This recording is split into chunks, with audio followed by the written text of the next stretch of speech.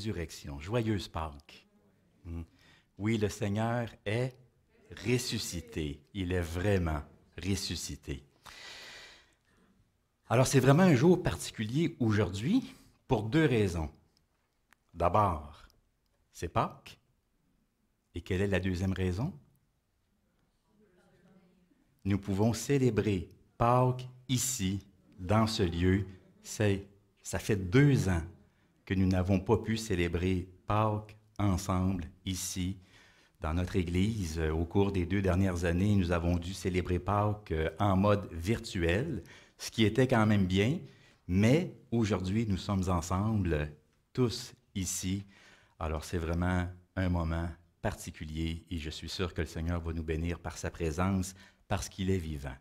Il est toujours vivant. Il est vivant plus que jamais. C'est le thème d'aujourd'hui, le thème de notre matinée, Jésus, plus vivant que jamais.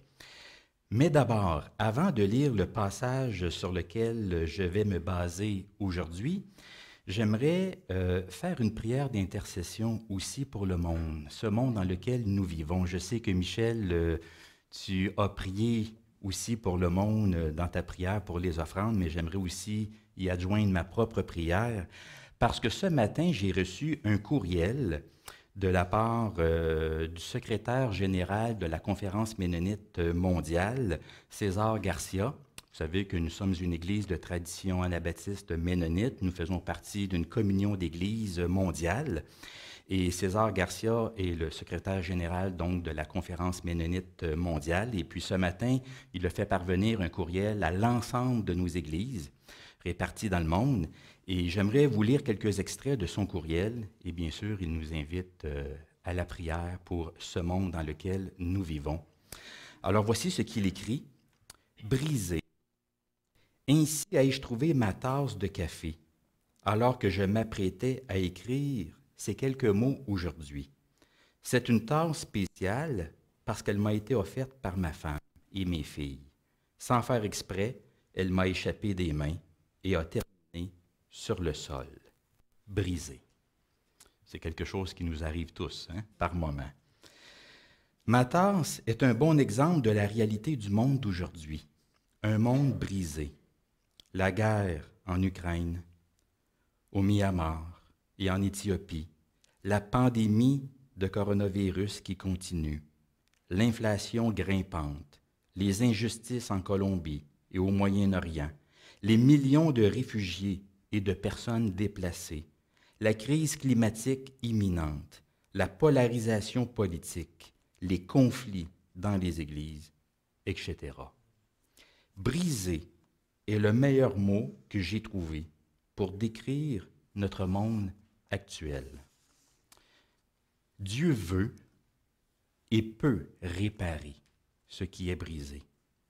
Notre monde peut être différent entre les mains de notre Dieu. Il n'y a rien qui soit trop brisé pour que Dieu ne puisse le réparer. Je répète cette phrase, il n'y a rien qui soit trop brisé pour que Dieu ne puisse le réparer. Aujourd'hui, dimanche de la résurrection, nous nous souvenons de la victoire de Jésus sur la mort. Cependant, il est bon de se rappeler que le chemin vers cette victoire passe par la brisure de sa propre vie. Ce fut la vie brisée de Jésus qui se releva d'entre les morts. Aujourd'hui, nous pouvons avoir l'espoir parce que Dieu reconstruit les vies, les familles et les communautés brisées, comme il l'a fait pour son Fils Jésus-Christ. Nous implorons Dieu pour notre monde brisé. Que Dieu utilise notre Église mondiale, et on pourrait dire aussi notre propre Église ici à Saint-Eustache, comme un moyen de restauration et de reconstruction au milieu de temps de désolation. Que nous puissions être la résurrection pour notre monde d'aujourd'hui en étant une communauté mondiale qui s'entraide et qui transcende les différences économiques, de dénomination, culturelle et politique. Dans la vie nouvelle, César Garcia. Alors je vous invite à vous recueillir et nous allons, comme Église, implorer Dieu pour notre monde.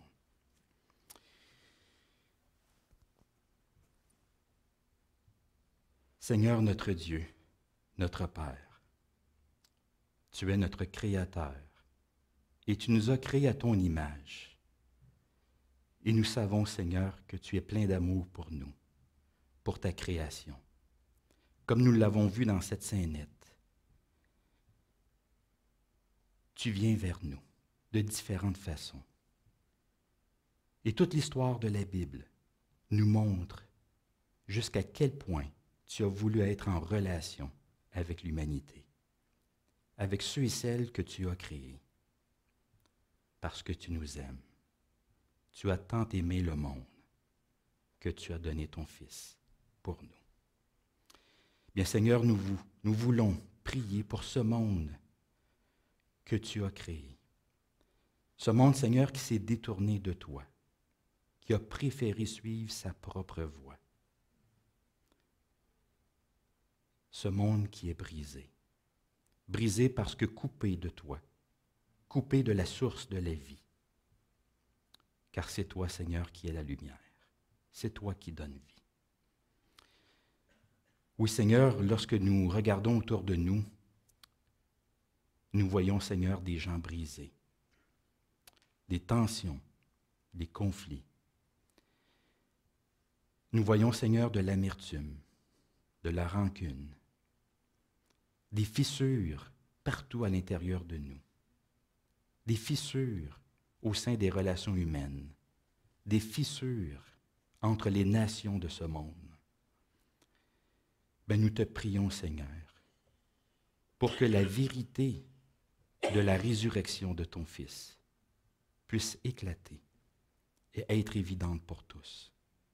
Nous te demandons, Seigneur, d'ouvrir les yeux de nos contemporains pour qu'ils puissent discerner dans la personne de ton Fils celui que tu nous as envoyé, pour nous réconcilier avec toi et aussi pour que nous soyons réconciliés tous et chacun, les uns envers les autres.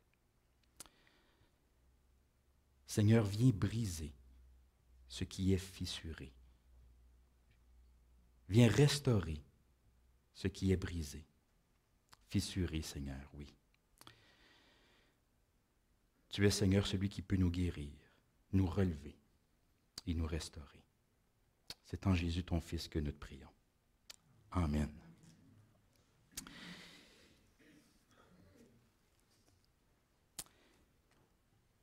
Jésus, plus vivant que jamais. J'aime cette image du tombeau qui est vide.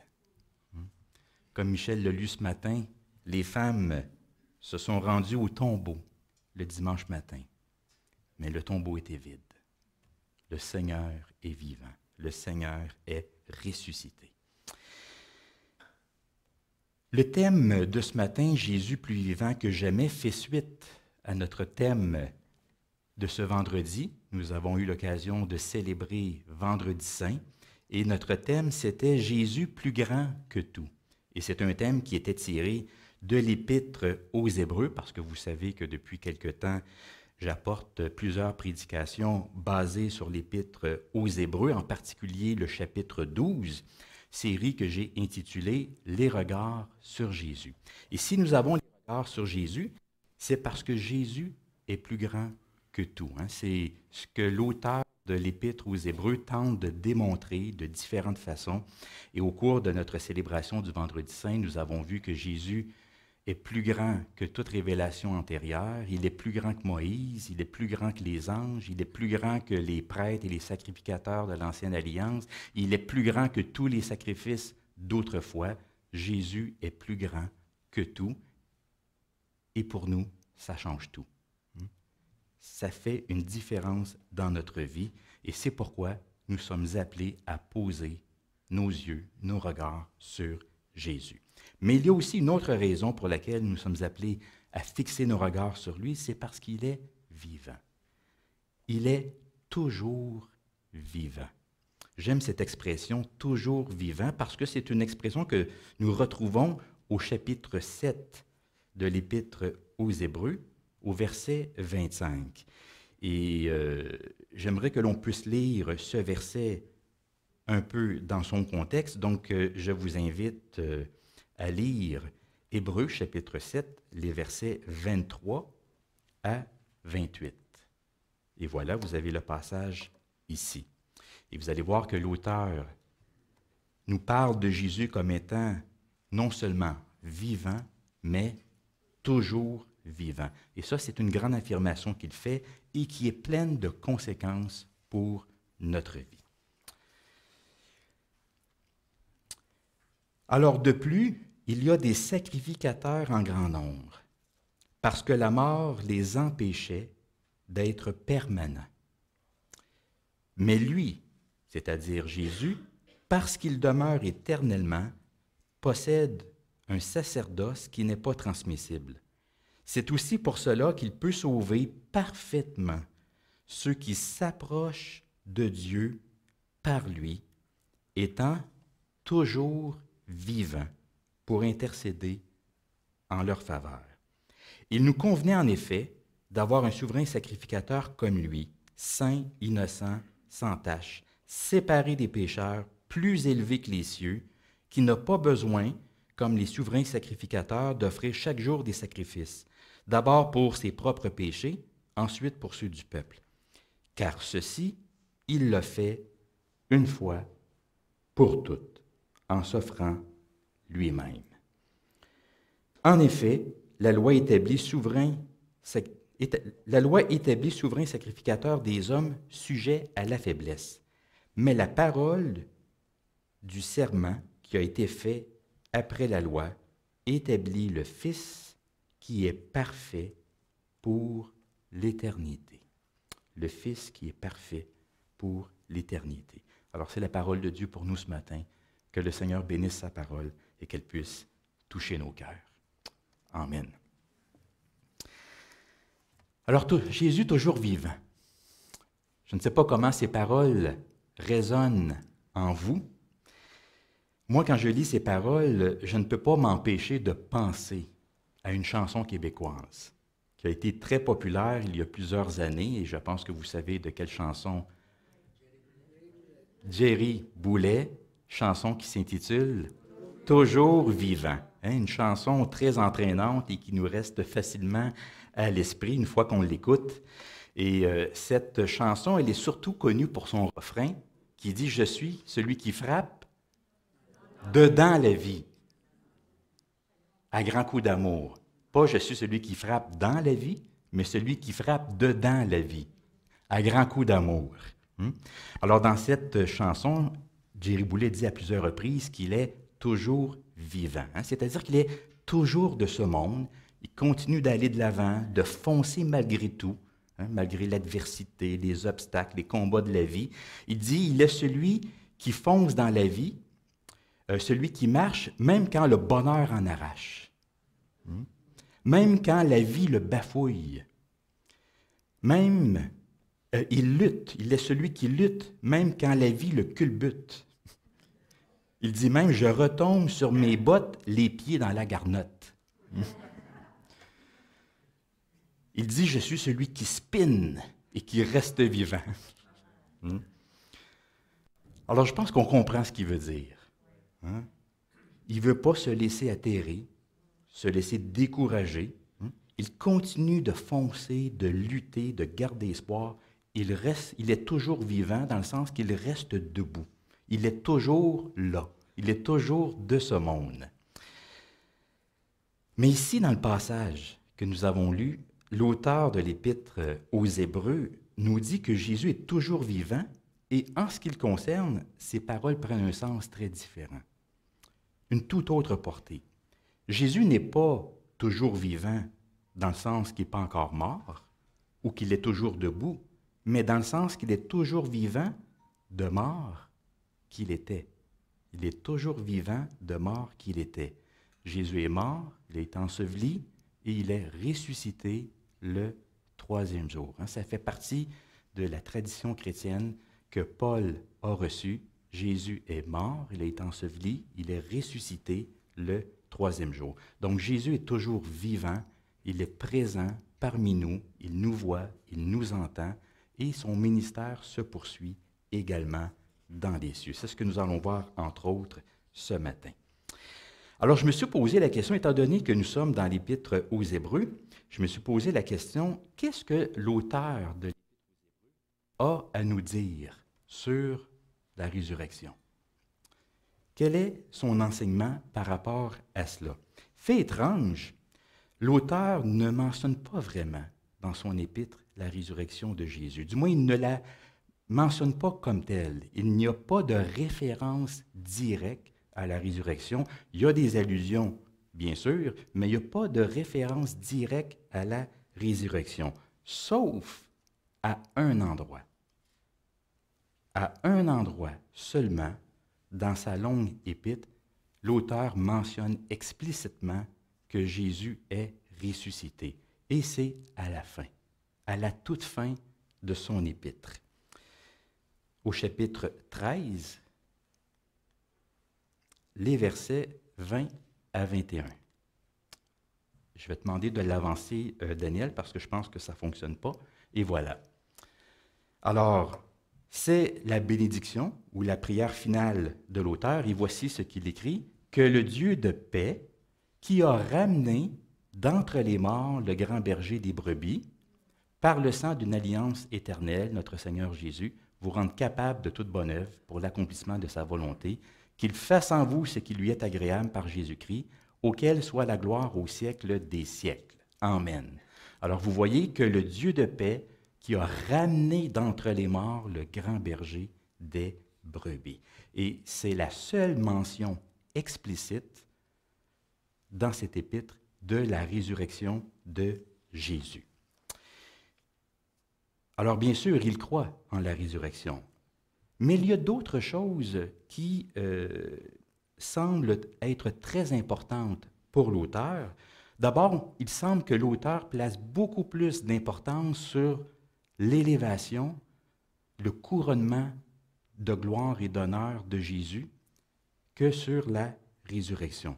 Il y a plusieurs passages dans l'Épître aux Hébreux qui font mention de Jésus qui s'est assis à la droite de Dieu. On dirait que pour l'auteur, cette notion-là de Jésus qui est vivant, Jésus qui a été élevé, intronisé, qui s'est assis à la droite de Dieu, ça semble être un thème qui est plus important que la résurrection. Je vous montre certains passages ici.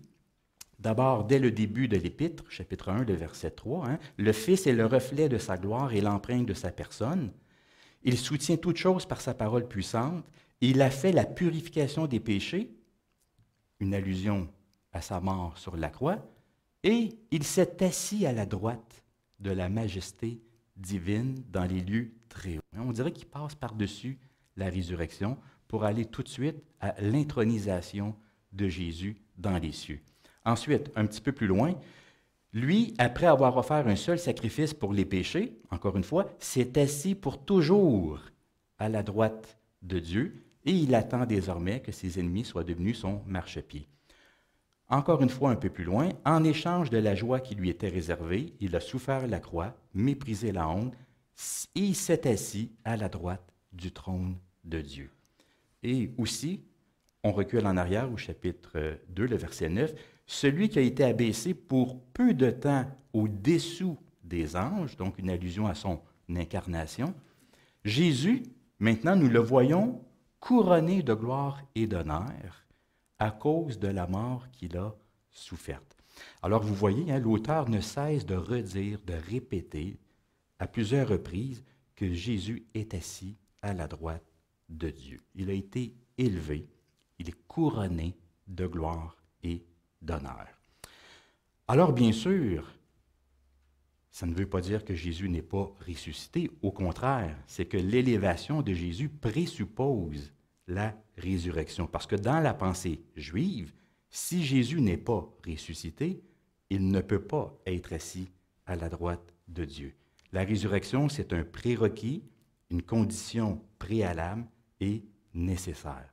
Alors, l'auteur semble présupposer tout au long de son épître ce que ses lecteurs savent déjà, à savoir que Jésus est ressuscité. Et c'est pourquoi il se contente de mentionner explicitement la résurrection de Jésus seulement qu'à la fin de son épître lors de la bénédiction ou de la prière finale.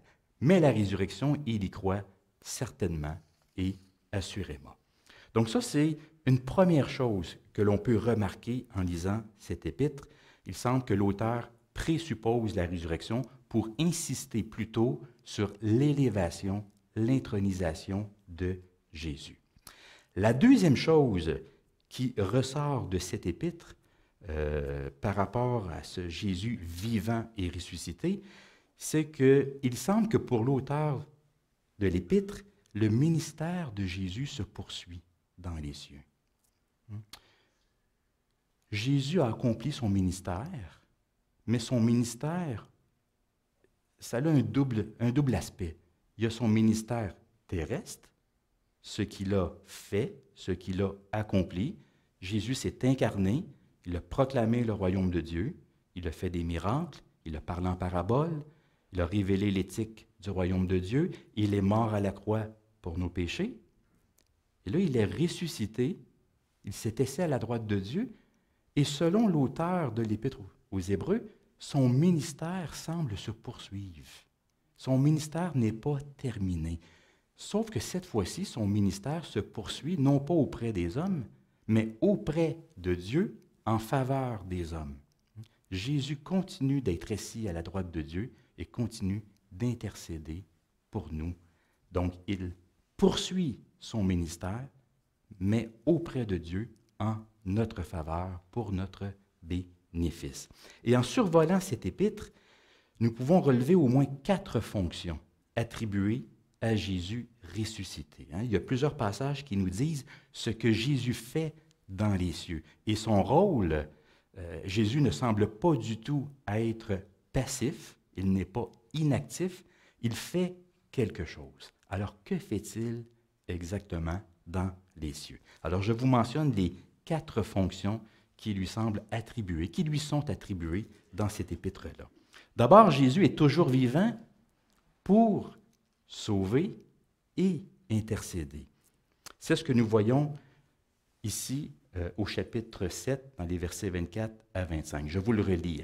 Mais lui, parce qu'il demeure éternellement, possède un sacerdoce qui n'est pas transmissible.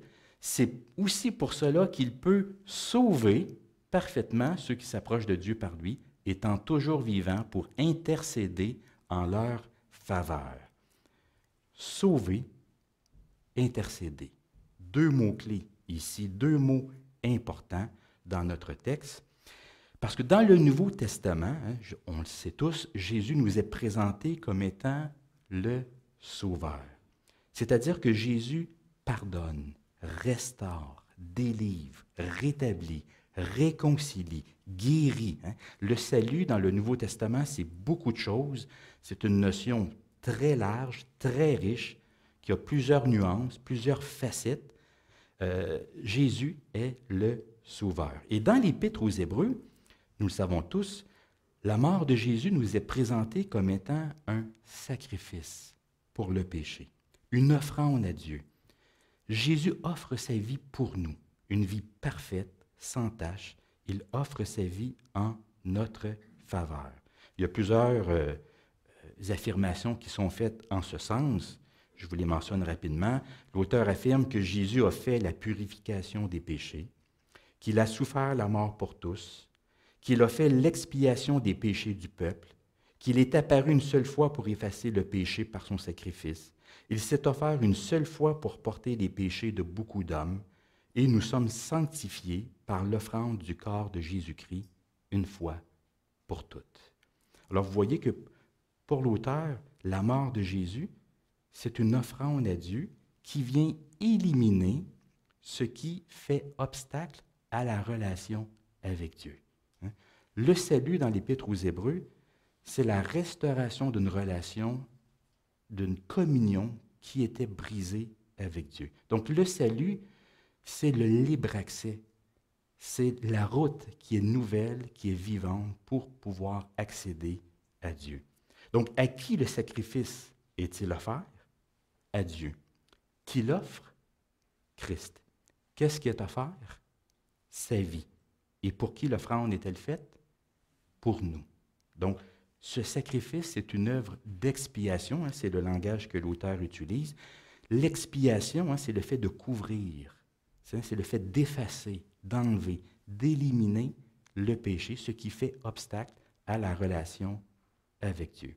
Donc, cette lecture de la mort de Jésus, ce n'est pas la seule. Hein, il y a différentes façons d'interpréter la mort de Jésus dans le Nouveau Testament, des lectures qui sont complémentaires, mais cette lecture de la mort de Jésus, elle nous dit essentiellement que la route est ouverte. Le chemin est libre. L'accès au lieu très saint, c'est-à-dire à la présence même de Dieu, est désormais possible. Et c'est ce que nous voyons un peu plus loin au chapitre 10, au verset 19. « Ainsi donc, frères, nous avons au moyen du sang de Jésus, donc une allusion à son sacrifice, à ce que Jésus a fait et accompli, nous avons une libre entrée dans le sanctuaire, hein, donc dans la présence de Dieu, par la route nouvelle et vivante qu'il a inaugurée pour nous. » Jésus a ouvert la voie. Alors, puisque l'obstacle a été éliminé, mais chacun peut s'approcher de Dieu pour trouver le pardon définitif. Alors, Jésus peut sauver et intercéder. Hein. Il peut sauver parfaitement, c'est-à-dire pleinement. En fait, il y a différentes façons de traduire ce mot-là ici. Il peut sauver parfaitement, pleinement, perpétuellement, éternellement. Hein. Il peut sauver tous ceux qui s'approchent de Dieu par lui. Deux précisions ici. Première précision, il sauve ceux qui s'approchent de Dieu. Et ici, il est question d'un participe présent, ça dénote une démarche constante, une démarche qui est en cours, qui se prolonge, et non pas une action passée. C'est que Jésus ne sauve pas ceux qui se sont approchés de lui dans le passé, il sauve ceux qui s'approchent encore et encore de lui. Alors, ce qui est important, ce n'est pas de savoir si on avait la foi il y a 5 ans, il y a 10 ans ou il y a 20 ans. Ce qui est important, c'est de savoir si on a la foi aujourd'hui. Jésus sauve ceux qui s'approchent de lui, dont l'action est en cours. Alors, on retrouve ici, encore une fois, cette idée d'endurance et de persévérance qui est si chère à l'auteur de l'Épître aux Hébreux. Alors oui, c'est bien de s'approcher du Seigneur dans le passé. C'est ce que nous avons fait à un certain moment dans notre vie. Mais ce qui est important, c'est de poursuivre dans notre foi, de continuer de s'approcher de Jésus, même aujourd'hui. Alors, il sauve parfaitement ceux qui s'approchent de Dieu et ceux qui s'approchent de Dieu par lui. Une deuxième précision, ceux qui s'approchent de Dieu par lui, c'est-à-dire par Jésus-Christ. Pourquoi? Parce qu'il est celui qui intercède pour nous. Dans la tradition biblique, nous avons besoin d'un médiateur, d'un intermédiaire. Et dans l'Ancien Testament, les intermédiaires, c'était les sacrificateurs, c'était les prêtres. Dans le Nouveau Testament, nous avons toujours un intermédiaire et un médiateur. Cette fois-ci, c'est le grand prêtre qui est Jésus-Christ. Hein? L'auteur de l'Épître aux Hébreux nous présente Jésus comme étant le grand sacrificateur, le grand prêtre. Alors lui, il intercède, il est devant Dieu, devant son Père, et il intercède pour nous parce qu'il est toujours vivant. Bien sûr, il ne faut pas s'imaginer nécessairement ici une intercession verbale ou une intercession ponctuelle, c'est que la présence même de Jésus à côté de Dieu, c'est une intercession perpétuelle, une intercession incessante. C'est que Dieu a toujours devant lui la présence de son Fils et ce que son Fils a fait pour l'humanité. Donc la présence même de Jésus, c'est un rappel constant de ce que Jésus a fait pour l'humanité. Donc nous sommes invités à nous approcher de Dieu de façon continuelle, donc de rester dans la foi, de nous maintenir dans la foi et de le faire par Jésus-Christ, parce qu'il est toujours vivant pour nous représenter auprès de Dieu dans les cieux. Alors il y a ce que Jésus a fait sur la terre et ce qu'il continue de faire aussi dans les cieux. Donc toujours vivant pour sauver et intercéder. Toujours vivant aussi pour compatir et secourir. Compatir, qui veut dire souffrir avec, et secourir, qui veut dire venir en aide. Voici ce que nous lisons au chapitre 4, dans les versets 14 à 16. « Puisque nous avons un grand souverain sacrificateur qui a traversé les cieux, Jésus le Fils de Dieu, demeurons fermes dans la foi que nous professons. Car nous n'avons pas un souverain sacrificateur qui ne puisse compatir à nos faiblesses. Au contraire, il a été tenté comme nous en toutes choses, sans commettre de péché. Approchons-nous donc avec assurance du trône de la grâce. Pourquoi? Afin d'obtenir miséricorde et de trouver grâce, donc pour être secourus dans nos besoins. »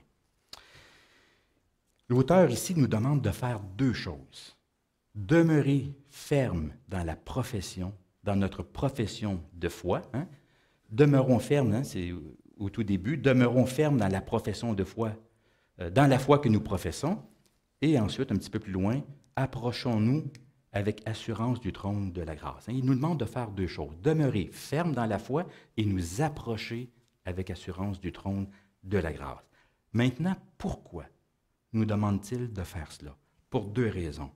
D'abord, à cause de la position de Jésus, et ensuite, à cause de sa sympathie, à cause de sa compassion. Voyez-vous, Jésus dit, puisque nous avons un grand souverain sacrificateur qui a traversé les cieux. J'aime cette expression-là. Jésus a traversé les cieux.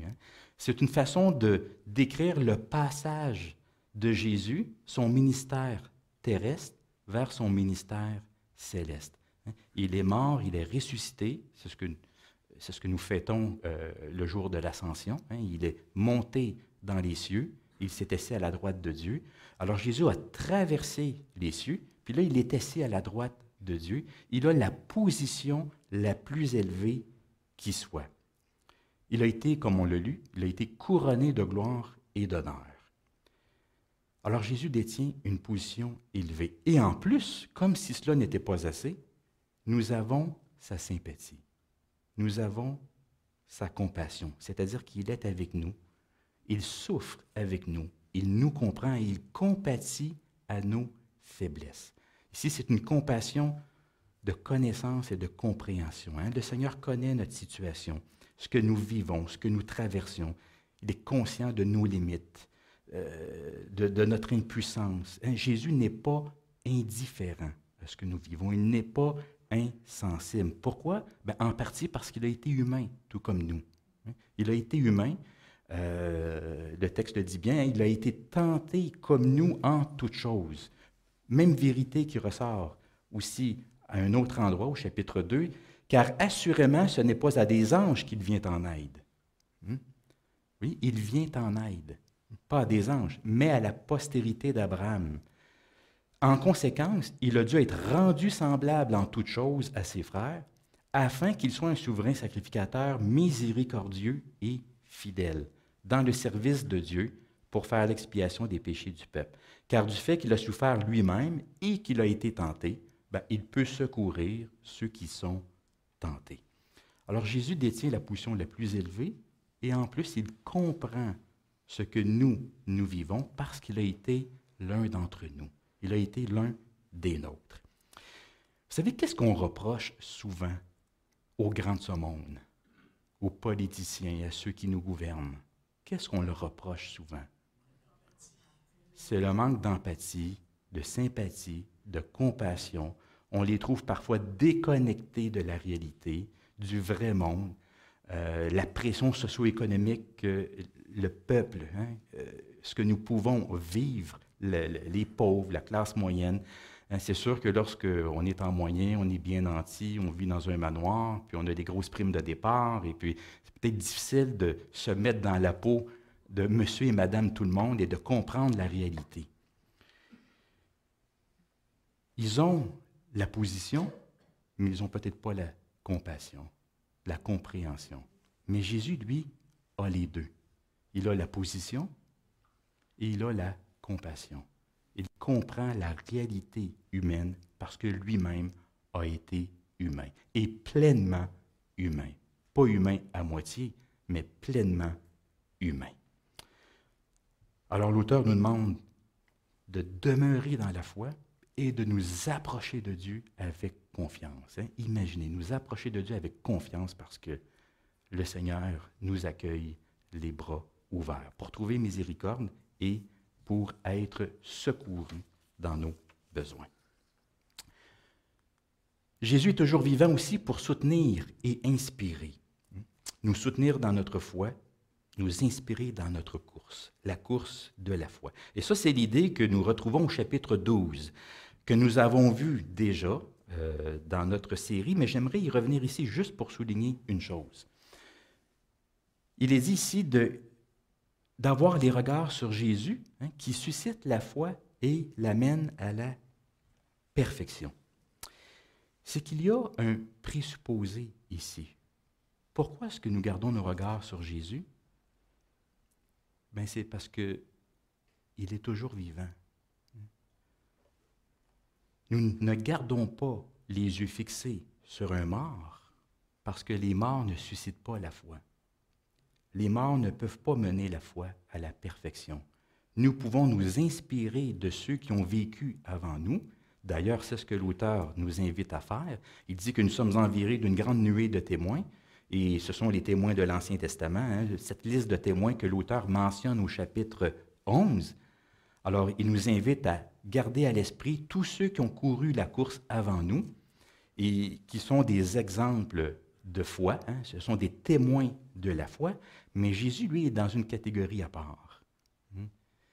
Lui suscite la foi et il la conduit à la perfection. Pourquoi? Pas juste à cause de ce qu'il a fait, mais c'est à cause de ce qu'il est devenu aussi. En échange de la joie qui lui était réservée, il a souffert la croix, il a méprisé l'ignominie ou la honte, et s'est assis, encore une fois, à la droite de Dieu. Jésus est toujours vivant, il est assis à la droite de Dieu, et il vient susciter notre foi. Et j'aime la version que nous retrouvons dans la français courant. Et il est dit, gardons les yeux fixés sur Jésus qui nous a ouvert le chemin de la foi. Gardons les yeux fixés sur Jésus dont notre foi dépend du commencement à la fin. Nous sommes invités à garder nos regards sur lui parce que c'est lui qui nourrit notre foi. C'est lui qui la soutient, qui nous donne la force, le courage, la détermination. C'est comme si Jésus venait courir avec nous. Il vient courir à côté de nous, puis il vient nous aider à nous rendre jusqu'à la fin. Mais s'il le fait, c'est parce qu'il est vivant. On s'inspire des coureurs précédents, mais on garde les regards sur Jésus, parce que c'est lui le vivant qui suscite la foi et qui l'amène à la perfection. Et finalement, Jésus est toujours vivant aussi pour nourrir et combler l'espérance, notre espérance. Deux autres thèmes importants dans l'Épître aux Hébreux, c'est la foi et l'espérance. Et les deux vont ensemble, hein? C'est comme des sœurs jumelles. Elles se nourrissent et se complètent mutuellement. La foi, c'est une ferme assurance des choses qu'on espère, une démonstration de celles qu'on ne voit pas. Et pour l'avoir possédée, des anciens ont obtenu un témoignage favorable. Cette foi ici, dont il est question, c'est cette foi qui se tourne vers l'avenir et vers l'invisible. L'avenir et l'invisible. L'auteur mentionne ces deux caractéristiques de la foi. C'est une ferme assurance des choses qu'on espère. Le contenu ici de ce qui est espéré n'est pas précisé, mais c'est vraiment l'aspect d'espérance qui est souligné. La foi nous fait espérer un futur différent, un futur meilleur, un futur glorieux. Donc la foi nous amène à faire confiance à Dieu en ce que Dieu a dit et révélé, en ce que Dieu a promis. Et la foi se tourne également vers l'invisible, vers les choses invisibles qu'on ne voit pas avec nos yeux de chair, nos yeux physiques. Nous voyons des choses qui vont un jour être visibles. J'aime comparer la foi à un microscope. Vous savez, il y a plein de choses autour de nous qu'on ne voit pas. Hein? Ça nous prend un microscope pour les voir. Mais la foi nous donne des yeux pour voir ce qui n'est pas visible à l'œil nu. Par la foi, nous voyons des choses. Par la foi, nous voyons le retour du Seigneur. Par la foi, nous voyons la nouvelle création. Nous voyons la Jérusalem céleste qui descend du ciel. Nous voyons notre patrie, notre cité, pour reprendre des termes que nous retrouvons dans l'Épître aux Hébreux. Donc, par la foi, nous voyons ce que nous ne pouvons pas voir avec nos yeux de chair. Donc, la foi se tourne vers l'avenir, vers ce que Dieu tient en réserve pour son peuple, et par la foi, on se tourne vers l'invisible, sachant que ce qui est présentement invisible va devenir visible un jour. Donc, ce sont deux caractéristiques de la foi que nous voyons. Et cette foi, Dieu va la récompenser, et cette espérance, c'est Dieu qui va la combler en Jésus-Christ. Et c'est une espérance qui est reliée à une apparition, à une manifestation. C'est ce que nous voyons ici au chapitre 9, dans les versets 27 à 28. « Comme il est réservé aux hommes de mourir une seule fois, après quoi vient le jugement, de même Christ, qui s'est offert une seule fois pour les péchés de beaucoup d'hommes, apparaîtra sans péché une seconde fois à ceux qui l'attendent pour leur salut. » Ça nous rappelle le credo, que Jésus est assis à la droite de Dieu, d'où il viendra pour juger les vivants et les morts. Alors Jésus va revenir, non pas pour abolir, effacer le péché, parce que ça a déjà été fait. Le problème de l'humanité a déjà été réglé, mais il va revenir maintenant pour chercher les siens, ceux qui l'attendent pour leur salut. Alors, en Jésus-Christ, Dieu vient non seulement nourrir notre espérance, mais il va aussi la combler. Un jour, l'espérance, ce que nous espérons, ce que nous voyons par la foi, un jour, ça va être comblé. Alors, vous voyez que dans l'Épître aux Hébreux, l'accent n'est pas tant sur la résurrection de Jésus, elle est sur son élévation, sur son statut, sa position et sur son ministère qui se poursuit auprès de Dieu en notre faveur, nous, les humains. Donc, Jésus est-il vivant? Oui, il est vivant. Il est toujours vivant. Toujours vivant pour sauver et intercéder auprès de Dieu. Toujours vivant pour compatir et nous secourir dans nos faiblesses. Toujours vivant pour soutenir et inspirer notre foi, notre course. Toujours vivant pour nourrir et combler notre espérance, l'espérance de la foi. Oui, Jésus est plus vivant que jamais. Et c'est ça le message de Pâques. Jésus est vivant, toujours vivant. Alors je termine encore une fois avec cette bénédiction finale, la bénédiction de l'auteur lui-même, que le Dieu de paix, qui a ramené d'entre les morts le grand berger des brebis, par le sang d'une alliance éternelle, notre Seigneur Jésus, vous rende capable de toute bonne œuvre pour l'accomplissement de sa volonté, qu'il fasse en vous ce qui lui est agréable, par Jésus-Christ, auquel soit la gloire au siècle des siècles. Amen. Alors, joyeuse Pâques à tous.